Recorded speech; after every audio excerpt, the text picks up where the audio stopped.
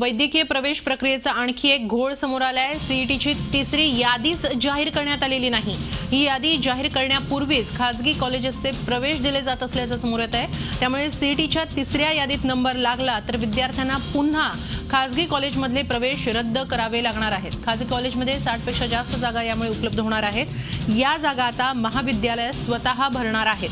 सरकारची तिसरी यादी वेळेत आली असती तर खासगी संस्थांकडे जागा गेल्या नसत्या। त्यामुळे सरकार आणि खासगी संस्थांचं साटलोटं असल्याचा आरोप पालक करतायत। मात्र असं कुठलंही साटलोटं नसल्याचं स्पष्टीकरण वैद्यकीय शिक्षण मंत्री गिरीश महाजन यांनी दिलंय। या संदर्भात अधिक माहिती घेऊया आमच्या प्रतिनिधी दीपाली जगताप पाटील यांच्याकडून। दीपाली, वैद्यकीय प्रवेश प्रक्रियांमधला घोळ संपत नाही, आता हा नवीन घोळ काय, अधिक माहिती आहे? नक्कीच हेमाली, परीक्षा होण्यापूर्वीपासूनच विद्यार्थ्यांना एकूणच वैद्यकीयचा यंदाची जी प्रवेश प्रक्रिया आहे त्या घोळाला सामोरं जावं लागतं आणि आता शेवटच्या टप्प्यात प्रवेश प्रक्रिया आलेली आहे।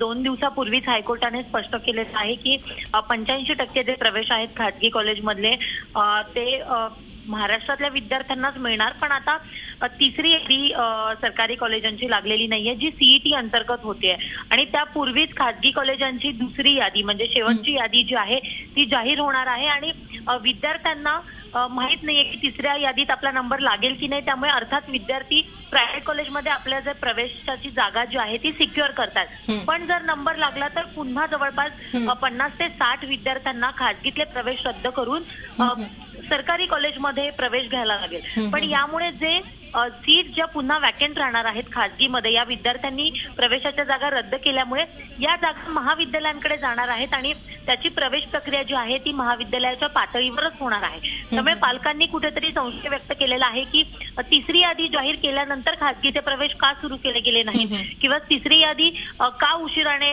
लावली जाते। त्यामुळे पालकांमध्ये संशय आहे की या सगळ्या प्रकरणात खासगी आणि सरकारी कॉलेजांचं साटलोटं नाहीये ना।